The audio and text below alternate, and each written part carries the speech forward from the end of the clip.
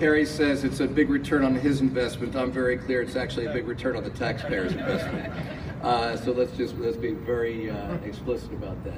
So it is great to be here. I do want to thank all the folks who are making this happen. Certainly Bill, to you and your team, to Phil and to Marge and to Daryl and the entire JP Morgan Chase team. We are so grateful. And you talked about 20 years. I mean, I think 10 years ago, I've seen pictures of Lower Market where, I mean, 3/4 of it I think was boarded up.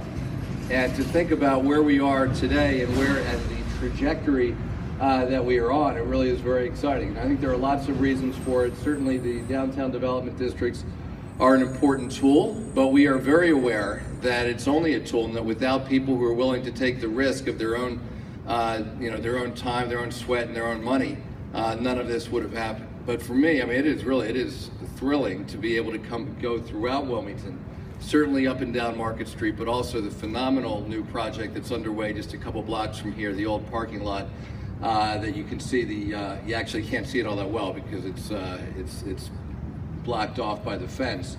But I peeked through yesterday, and the progress is clear. And so, a couple hundred new residential units alone in that property, along with some retail and parking. Up and down Market Street over the last 18 months, probably close to 150 new residential units.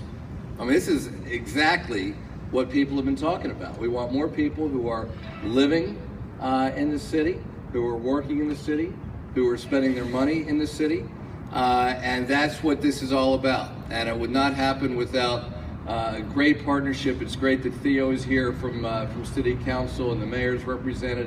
You need everybody working together. I do want to acknowledge Bernice Whaley, who's standing in the back, the head of the Economic Development Office. Bottom line, a lot of people working to have made this progress possible. We have a lot more progress to make, but I do feel, and I know that others feel as well, I think we're probably at the very close, if not past the tipping point. And just people, it's just different, and it's going to be, it's just going to continue to get better and better. And I think, as Kerry said, that $11 million of private money, public money, leveraging over $200 million of private money in Wilmington alone. That's a lot of money, and there's a lot being invested besides what's the downtown development districts. I do want to make one last point. I think it's important that everybody sort of have a perspective on this. It frankly, and when Kerry said nobody would have expected back then how much private money would have come in as a result, I think that's because a lot of us, including me, just were not fully aware of what a difference maybe $500,000, $600,000 can make when it comes to a $10 or $15 or $20 million investment. And it can. And I think whether you talk to BPG or whether you talk to many of the other developers up and down the state, it has made a huge difference.